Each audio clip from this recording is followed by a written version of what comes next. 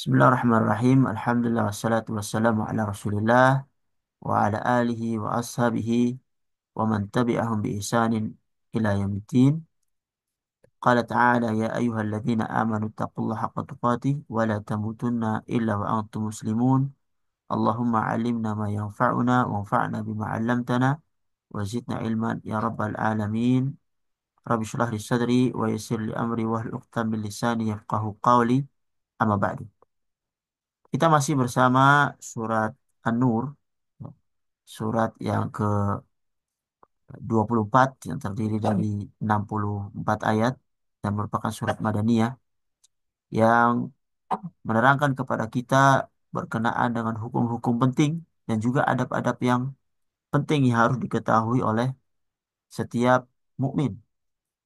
Di awal ayat Allah sebutkan tentang hukum perzinaan, ya, dan bagaimana seorang supaya terhindar daripada perbuatan tercela ini. Kemudian hukum tentang al-qadhaf, yaitu ketika menuduh wanita yang baik-baik berzina. Kemudian hukum li'an, yaitu seorang suami yang melihat istrinya berzina, apa yang harus dilakukan. Dan kita sampai kepada tentang tuduhan orang-orang munafik terhadap Aisyah radhiyallahu anha, eh, berkenaan dengan beliau jatuh kepada perbuatan yang tercela yaitu zina, yang mana Allah Subhanahu wa taala membebaskan beliau dengan menurunkan ayat-ayatnya. Pada pertemuan yang lalu kita telah menyebutkan cerita yang lengkap yang disebutkan oleh Aisyah radhiyallahu anha sendiri, yang mana Allah menurunkan ayat-ayat kepada Rasulnya berkenaan pembebasan beliau radhiyallahu anha. Dan ini ya, waktu yang rentang kurang lebih 1 bulan, ya, sampai Rasulullah sendiri merasa bingung dengan sikapnya terhadap tuduhan orang-orang munafik terhadap istrinya, yang mana membuktikan bahwasanya Al-Quran ini turun dari Allah Subhanahu Wa Taala dan bukan dari Rasulullah Shallallahu Alaihi Wasallam. Kalau seandainya turun dari Rasulullah atau Rasulullah yang membuat, maka tentunya tidak sampai rentang waktu 1 bulan lebih ini dibiarkan berita terhadap keluarga beliau Shallallahu Alaihi Wasallam.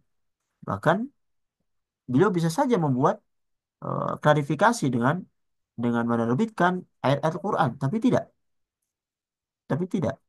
Ternyata Allah Subhanahu Wa Taala sendiri yang menurunkan itu, dan ini membuktikan bahwasanya tuduhan yang ada sekarang kita dengar, bahkan dari dulu, ya, bahwasanya Al-Quran itu dari Nabi atau diambil dari orang-orang ahli kitab, inilah tidak benar dengan bantahan daripada cerita ini yang dibiarkan selama 1 bulan lebih. Kemudian Allah Subhanahu Wa Taala turunkan penjelasan tentang pembebasan terhadap Aisyah radhiyallahu anha dari tuduhan zina oleh orang-orang munafik.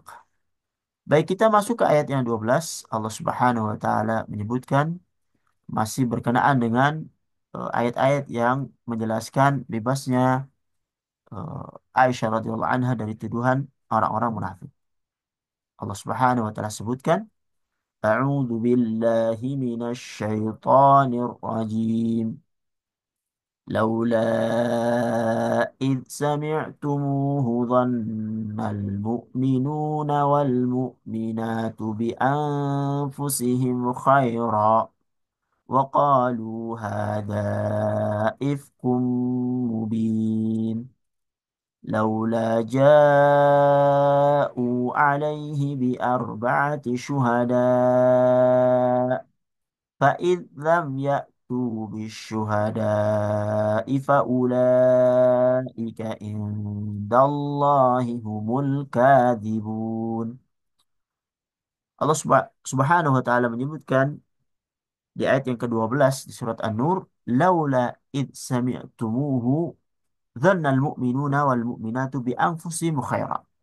Mengapa di waktu kalian itu mendengar berita bohong itu, orang-orang mukmin dan orang-orang mukminat tidak bersangka baik terhadap diri mereka sendiri.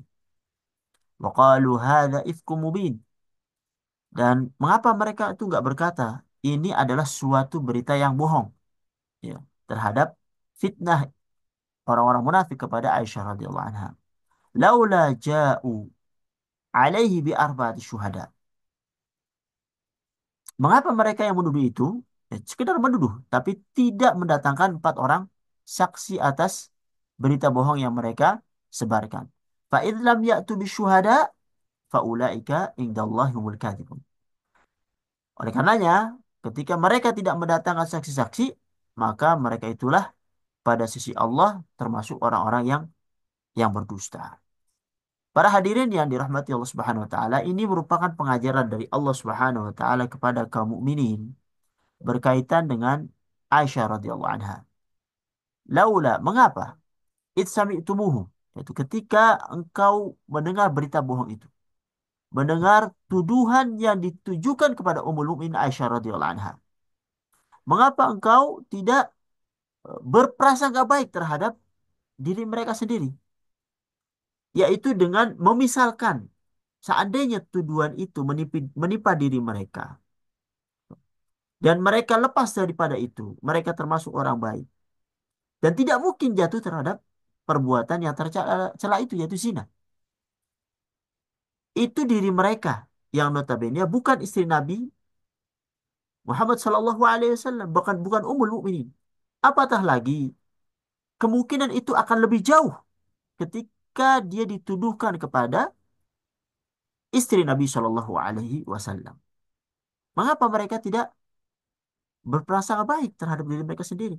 Kalau saya saja tidak mungkin jatuh terhadap perbuatan zina itu, apatah lagi istri Nabi Shallallahu Alaihi Wasallam. Ya.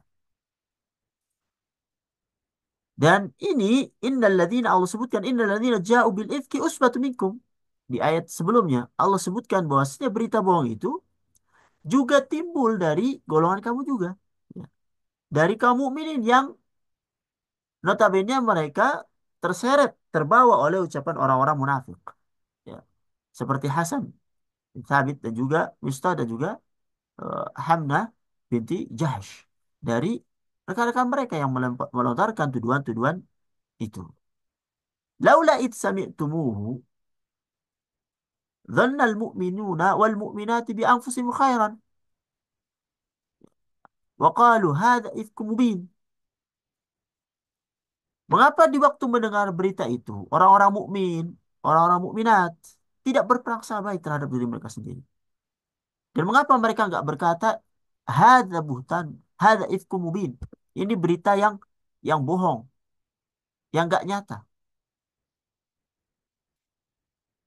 Ya, seolah-olah ini teguran untuk mereka tentang jauhnya Ummul Mukminin dari apa yang mereka persangkakan. Mengapa mereka nggak berkata, hadza ifkum mubin dengan lisan mereka? Ini adalah berita yang nyata. Dan juga meyakini dengan hati mereka maka dengan bahwa saya tidak mungkinnya itu terjadi pada Aisyah radhiyallahu anha perbuatan yang tercela itu. Kemudian Allah lanjutkan, laula ja'u alaih. Mengapa orang yang menuduh itu tidak mendatangkan apa yang mereka tuduhkan? Karena eh, di dalam menuduh seseorang melakukan zina kemudian tidak terbukti, maka hukumannya qadzaf.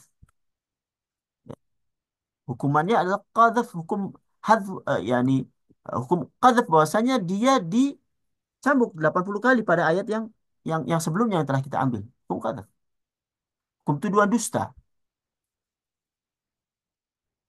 Ketika dia tidak bisa mendatangkan empat orang saksi bi arba'ati syuhada, empat orang saksi. Mereka hanya membawa berita ini dari mulut ke mulut sehingga tersebar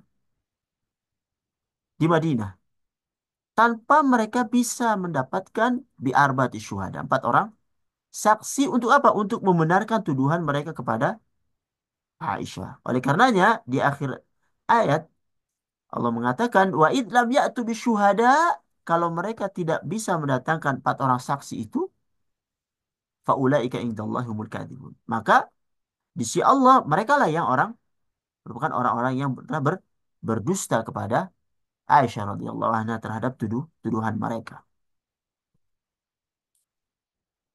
Walaula fadlullahi alaikum wa rahmatuhu fid dunya wal akhirah lamassakum fima afattum fihi adzabun azim. Sekiranya tidak ada karunia Allah dan rahmatnya kepada kamu semua di dunia dan akhirat, niscaya kamu ditimpa azab yang besar dikarenakan pembicaraanmu tentang berita bohong itu.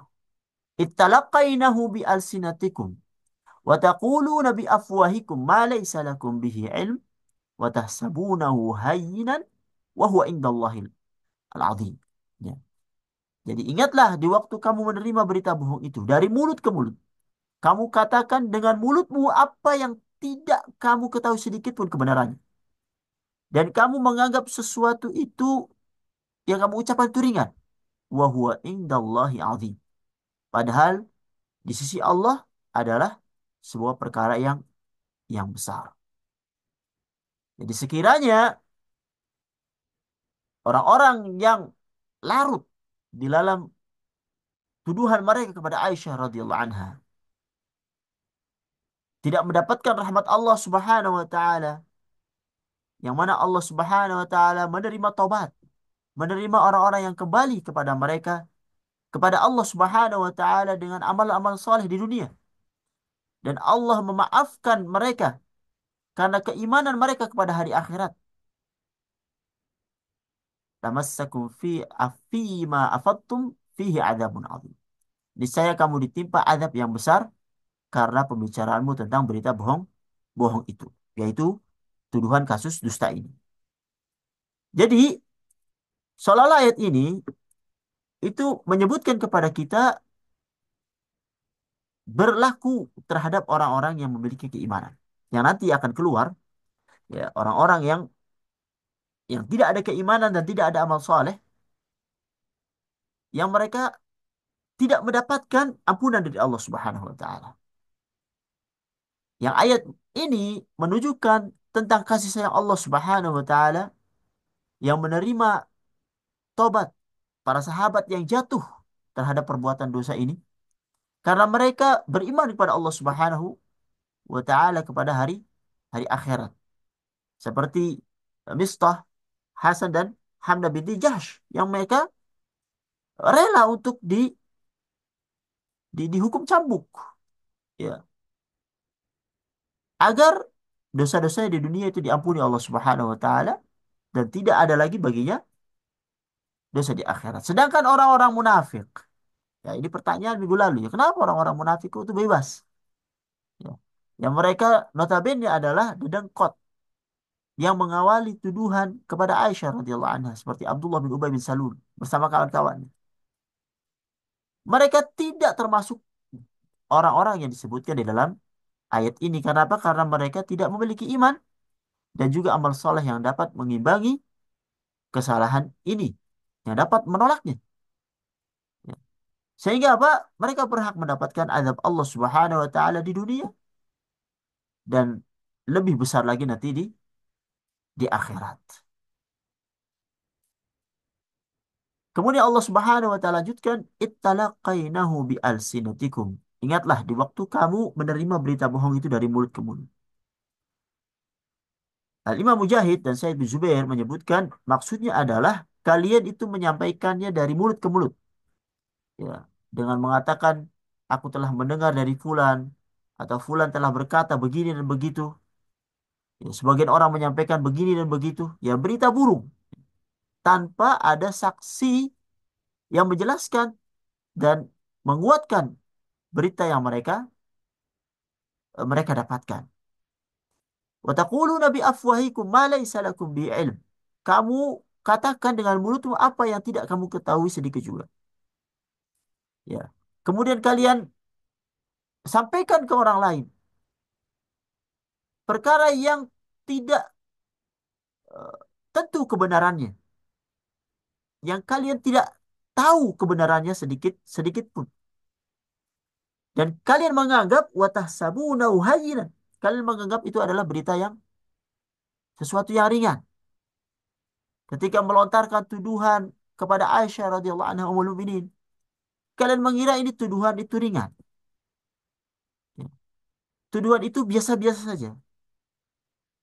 Kalau seandainya Aisyah bukan istri Nabi Shallallahu Alaihi Wasallam, tuduhan itu bukanlah tuduhan ringan. Apatah lagi kalau tuduhan itu dituduhkan kepada Aisyah yang notabene adalah istri Nabi Shallallahu Alaihi Wasallam, istri Nabi yang terakhir penutup para Nabi dan Rasul. Dan ini merupakan tuduhan yang sangat keji. Makanya disebutkan wa huwa indallahi azim. Padahal di sisi Allah ini adalah perkara yang besar. Di dalam sebuah hadis Rasulullah menyebutkan inna rajula la yatakallam bil kalimah min sukhtillah la yadri ma tablughu bihi yahwi biha fin nari ab'ada mimma baina as-sama'i wal ard. Sesungguhnya seorang mengucapkan sebuah kalimat yang mendatangkan kemarahan Allah, sedang ia tidak menyadari akibatnya, sehingga apa membuatnya itu tersungkur ke dalam api neraka lebih jauh daripada jarak antara langit dan bumi. Ya. Di riwayat lain disebutkan la yulqil habalan. Ya, ia mengucapkan perkataan dia tidak memperhitungkan baik buruk dari ucapannya itu. Yang mana dengan ucapannya itu bisa membuatnya jatuh ke nerakanya Allah Subhanahu wa taala. Oleh karenanya, di sini ayat-ayat ini menganjurkan kepada kita untuk senantiasa menjaga lisan-lisan kita dari perkataan yang bisa membawa kita kepada siksa Allah Subhanahu wa taala. Oleh karenanya, hati-hati di dalam berucap. Apalagi ucapan yang berupa tuduhan. Seseorang melakukan zina sementara dia tidak melihat sendiri atau melihat sendiri dan tidak mempunyai saksi yang menguatkannya. Ya. Walaula id sami'tumuhu qultum ma yakunu lana an natakallama bihadza subhanaka hadza buhtanun azim ya'idukumullahu an ta'udu limithlihi abadan in kuntum mu'minin wa yubayyinullahu lakumul ayat wallahu alimun hakim. Dan mengapa kamu itu nggak berkata di waktu mendengar berita bohong itu, sekali-kali ini tidak pantas bagi kita untuk memperkatakan ini. Maha suci Allah, ini adalah dusta yang besar. Allah memperingatkanmu agar jangan kembali membuat yang seperti itu selama-lamanya. Jika kamu orang-orang yang beriman. Dan Allah menerangkan ayat-ayatnya kepadamu. Dan Allah maha mengetahui lagi maha bijaksana. Ini adalah pengajaran dari Allah Subhanahu wa taala kepada hamba-hambanya yang beriman. Apabila terlintas perkara yang tidak layak untuk diucapkan, ya, tuduhan yang tidak pantas untuk disampaikan kepada hamba-hamba yang saleh, apatah lagi dia istri Nabi Shallallahu Alaihi Wasallam. Maka jika ada perkataan yang tidak baik kepada mereka, orang-orang yang saleh, maka hendaknya kita mengambil langkah yang bijak, yaitu berbaik sangka. Ya. Dan janganlah berprasangka kecuali sesuatu yang baik. Jika masih terlintas ya, bisikan-bisikan setan yang membuat pikiran kita ini ingin ikut-ikutan dengan sebagian atau banyak orang yang mengucapkannya, maka hendaklah kita tahan mulut kita untuk tidak mengucapkannya. Supaya apa? Supaya tidak ditulis di sisi Allah Subhanahu wa taala sebagai sebuah dosa. Karena apa? Karena Allah Subhanahu wa taala itu memaafkan apa yang terlintas dalam hati ketika kita berprasangka buruk selama tidak diucapkan. Di sebuah hadis sebutkan innallaha ta'ala tajawaza li ummati amma hadatsat bihi anfusuha ma lam taqul aw ta'mal. Sesungguhnya Allah memaafkan umatku atas apa yang terlintas dalam hati mereka selama mereka tidak mengucapkan dan tidak melakukannya. Ya. Sehingga apabila kita melihat atau tersebar berita-berita bohong sementara kita sudah berbaik sangka tetapi tidak mampu untuk menahannya, maka tahanlah untuk tidak membicarakannya supaya kita tidak jatuh ke dalam jurang yang penuh dengan dosa ketika hal itu tidak benar. Walaula id sami'tumuhu qultum ma yakunu lana an natakallama bihadza. Mengapa kamu tidak berkata di waktu mendengar berita bohong itu, sekali-kali tidaklah pantas bagi kita memperkatakan ini. Tidak layak bagi kita untuk mengucapkan perkataan ini. Apatah lagi menyampaikan kepada orang lain berita yang tidak benar. Subhanaka hadza buhtanun azim. Maha suci engkau, ya Allah, ini adalah dusta yang besar. Sesuatu yang tidak patut ya, ditujukan kepada istri Rasulullah Shallallahu Alaihi Wasallam. Istri yang paling disayangi oleh Rasulullah Shallallahu Alaihi Wasallam, Aisyah radhiyallahu anha. Ya'idukumullahu an ta'udu limithli abada. Allah memperingatkanmu agar jangan kembali membuat yang seperti itu untuk selama-lamanya. Ya, ini adalah larangan ya, dari Allah Subhanahu wa taala dan juga ancaman untuk tidak jatuh terhadap kepada perbuatan itu untuk selama-lamanya. Apabila sekarang terjatuh, maka bertobatlah pada Allah Subhanahu wa taala, jangan mengulanginya pada masa-masa yang akan datang. In kuntum mu'minin. Apabila engkau orang-orang yang beriman, beriman kepada Allah, beriman kepada syariat-syariatnya dan mengagungkan Rasulullah Shallallahu alaihi wasallam dan keluarganya. Ya. Wa yubayyinullahu lakumul ayat. Dan Allah menerangkan ayat-ayatnya kepadamu, menjelaskan hukum-hukum syar'i kepadamu. Ya. Wallahu alimun hakim. Dan Allah Maha mengetahui lagi Maha bijaksana, mengetahui apa saja yang menjadi maslahat, menjadi kebaikan bagi hamba-hambanya. Dan juga Maha bijaksana dalam menerapkan syariat dan juga mentakdirkan apa-apa yang terbaik untuk hamba-hambanya. Innal ladzina yuhibbuna an tashi'al fahishatu fil ladzina amanu lahum adzabun alim fid dunya wal akhirah. Wallahu ya'lamu wa antum la ta'lamun. Sesungguhnya orang-orang yang ingin agar berita perbuatan yang amat keji itu ya, tersiar, tersebar di kalangan orang-orang beriman, maka lahum adzabun alim fid dunya wal akhirah. Bagi mereka azab yang pedih di dunia dan di akhirat. Wallahu ya'lamu wa antum la ta'lamun. Allah mengetahui sedang kamu tidak mengetahui. Jadi seseorang atau mereka yang lebih memilih dan senang dengan tersebarnya perkataan-perkataan keji, perkataan-perkataan yang menjerumuskan seorang sampai ke perbuatan zina misalnya. Ya, ini kepada semuanya, baik dengan ucapan-ucapan yang menyindir ke sana atau perbuatan ataupun eh, perlakuan ya dalam memakai pakaian dan segala macamnya yang mendorong seseorang untuk mengikuti khutuwatus syaitan, langkah-langkah syaitan untuk jatuh kepada perbuatan zina.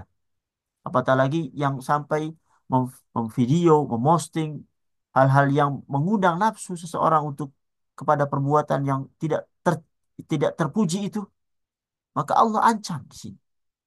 Lahum adzabun alim fid dunya wal akhirah. Bagi mereka azab yang pedih dunia akhirat.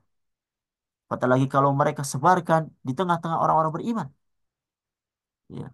Di tengah orang-orang yang takut kepada Allah Subhanahu wa taala, maka mereka layak untuk mendapatkan azab ini. Di dunia, ya, ketika terbukti mereka melakukan zina ataupun terbukti mereka menuduh orang yang beriman yang jauh dari perbuatan itu berzina, maka mereka berhak untuk mendapatkan hudud, mendapatkan hukum hudud. Mereka dicambuk ya, di dunia dan di akhirat mereka mendapatkan siksa yang pedih dari Allah Subhanahu wa taala kalau tidak bertobat. Dan Allah ya'lamu antum la ta'lamun. Allah mengetahui sedang kamu tidak mengetahui. Di sebuah riwayat yang disampaikan oleh Imam Ahmad dari Thauban, Rasulullah SAW menyebutkan la tu'dhu ibadallah wa la tu'ayyiruhum. Janganlah kalian itu menyakiti hamba-hamba Allah dan jangan mencela mereka. Wala tatlubu auratahum. Janganlah mencari aib-aib mereka. Fa innahu man talaba aurata akhihi muslim talaballahu auratahu hatta yafdahahu fi baitihi. Barang siapa mencari aib saudaranya sama muslim, niscaya Allah akan mencari-cari aibnya dan membongkarnya hingga sampai aib yang ada di dalam rumahnya. Oleh karenanya, eh, jangan sekali-kali kita sibuk dengan aib orang lain. Karena apa? Karena ketika seorang sibuk dengan aib orang lain, dia lupa dengan aibnya diri sendiri yang mengakibatkan dia jatuh kepada jurang kebinasaan, yang mengakibatkan dia jatuh kepada hal-hal yang Allah Subhanahu wa taala murkai. Dan lebih daripada itu, ketika dia mencoba mengorek-ngorek aib saudaranya, Allah Subhanahu wa taala mengancamnya dengan eh, mengungkapkan, membongkar aibnya walaupun dia mencoba untuk menyembunyikannya. Walaula fadlullahi alaikum wa rahmatuhu wa anna Allah raufur rahim. Ya ayyuhalladzina amanu la tattabi'u khutuwati syaitan. Wa man yattabi' khutuwati syaitan fa innahu ya'muru bil fahsya'i wal munkar walaula fadlullahi alaikum wa rahmatuhu ma zaka minkum min ahadin abadan walakinna Allah yuzakki man yasha' wallahu samiun alim. Dan sekiranya tidaklah karena karunia Allah dan rahmatnya kepada kamu semua. Dan Allah maha penyantun lagi maha penyayang. Niscaya apa? Kamu akan ditimpa azab yang besar. Hai orang-orang yang beriman. Janganlah kamu mengikuti khutuwati syaitan. Langkah-langkah syaitan. Barang siapa yang mengikuti langkah-langkah syaitan, maka sungguhnya syaitan itu menyuruh untuk mengerjakan perbuatan keji dan munkar. Sekiranya tidaklah karena karunia Allah dan rahmatnya kepada kamu sekalian, niscaya tidak seorang pun dari kamu bersih dari perbuatan perbuatan keji dan mungkar selama-lamanya. Tapi Allah membersihkan siapa yang dikehendakinya dan Allah Maha mendengar lagi Maha mengetahui. Sekali lagi Allah Subhanahu wa taala ulang bahwasanya ini semua merupakan rahmat dari Allah Subhanahu wa taala, karunia Allah Subhanahu wa taala. Yang mana Allah Subhanahu wa taala merupakan Raufur Rahim, Maha Penyantun lagi Maha Penyayang, ya, kepada hamba-hambanya, kepada orang-orang yang mau bertobat setelah jatuh kepada hal-hal yang Allah Subhanahu wa taala murkai, termasuk tuduhan ini. Ya, kita lihat di sini ada yang bersih dari dosanya, dari tuduhan-tuduhan itu karena eh, diterapkan padanya hukum hudud. Ya. Kemudian jelaslah bahwasanya Aisyah radhiyallahu anha terlepas daripada tuduhan itu semuanya sampai hari kiamat karena kita masih dapatkan sampai sekarang ya ada sebagian kelompok yang masih menuduh Aisyah terjatuh dalam hal itu. Ya. Naudzubillah min dzalik. Masih ada yang menuduh hal itu. Padahal telah jelas diturunkan ayat-ayat yang membebaskan Aisyah daripada itu. Dan ayatnya adalah Quran dan kita baca. Tapi masih ada sebagian kelompok yang menaruh tuduhan ini, ucapan orang-orang munafik kepada Aisyah radhiyallahu anha. Oleh karenanya pentingnya kita selalu mengulang-ulang ayat ini supaya membersihkan keluarga Nabi Shallallahu Alaihi Wasallam dari hal-hal yang tidak layak. Ya, seolah-olah ketika dia tuduh, sebenarnya dia mau menuduh Rasulullah Shallallahu Alaihi Wasallam, cuma tidak berani. Dia tuduh istrinya. Karena dengan tuduhan kepada istrinya, ketika istrinya itu tidak baik, seolah-olah Rasul juga tidak baik karena menikahi orang yang tidak baik. Nah, ini kan konsekuensinya ke sana. Maka bahaya sekali ketika tuduhan ini dibiarkan kepada keluarga Nabi Shallallahu Alaihi Wasallam. Oleh karenanya, kita harus jauhi langkah-langkah syaitan di dalam hal-hal yang seperti ini. Allah Subhanahu wa sebutkan Ya ayyuhalladzina amanu la tattabi'u khutuwatis syaitan. Wahai orang-orang beriman, janganlah kamu mengikuti langkah-langkah syaitan. Ya. Cara-cara apa saja yang bisa menjerumuskan kepada hal-hal yang Allah tidak ridhai, kepada tuduhan-tuduhan bohong terhadap keluarga Nabi Shallallahu Alaihi Wasallam. Kita jangan ikuti. Bahkan kita harus bela. Tidak mungkin itu terjadi pada keluarga Rasulullah Shallallahu Alaihi Wasallam. Wa may yattabi' khutuwati syaitan fa innahu ya'muru bil fahsya'i wal munkar. Barang siapa yang mengikuti langkah-langkah syaitan, maka sesungguhnya syaitan itu menyuruh perbuatan keji dan mungkar. Dan ini merupakan peringatan yang sangat tajam ya kepada orang-orang yang melakukan tuduhan bohong kepada istri Rasulullah Shallallahu Alaihi Wasallam. Kemudian Allah Subhanahu Wa Taala lanjutkan, walaula fadlullahi alaikum wa rahmatuhu ma zaka minkum min ahadin abadan. Sekiranya tidaklah karena karunia Allah dan rahmatnya kepada kamu sekalian, niscaya tidak seorang pun dari kamu bersih dari perbuatan perbuatan keji dan mungkar itu selama-lamanya.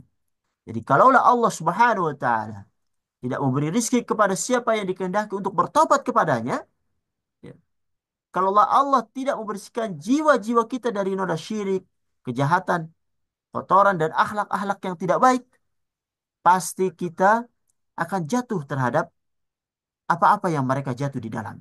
Oleh karenanya, hendaklah kita beristighfar, mohon ampun kepada Allah Subhanahu wa taala supaya kita terjauh dari hal-hal yang Allah tidak ridhai. Walakin Allah yuzakki man yasha. Tapi Allah membersihkan siapa yang dikehendakinya. Dialah Allah Subhanahu wa taala yang menyesatkan siapa yang dikehendaki dan menjatuhkan dan membiarkannya binasa di dalam kesesatan, dan Allah Subhanahu wa taala juga yang memberi hidayah kepada yang orang-orang yang dikehendakinya supaya dia tetap di dalam siratal mustaqim, jalan-jalan orang yang Allah ridhai. Oleh karenanya, senantiasa kita mengulang-ulang di dalam keseharian kita paling minimal 17 kali, ihdinas siratal mustaqim. Ya Allah, tunjukkanlah aku jalan yang lurus. Ya. Ketika kita jauh dari jalan lurus itu, kita mohon untuk ditunjukkan jalan yang lurus itu.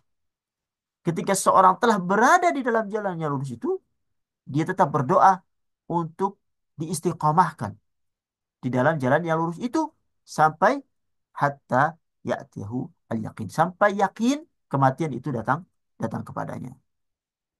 Wallahu sami'un alim. Dan Allah Maha mendengar terhadap perkataan-perkataan hambanya, alimun dan juga Maha mengetahui terhadap siapa saja yang berhak mendapat hidayah atau mendapatkan kesesatan. Inilah akhir daripada ayat-ayat yang menjelaskan bebasnya Aisyah dari tuduhan orang-orang munafik. Kemudian pada ayat yang 22 akan menjelaskan berkenaan dengan sumpah yang disebutkan oleh Abu Bakar Siddiq terhadap Mistah, ya, yang mana dia adalah masih saudara dengan Abu Bakar tapi jatuh terhadap eh, perkara yang tidak baik ini.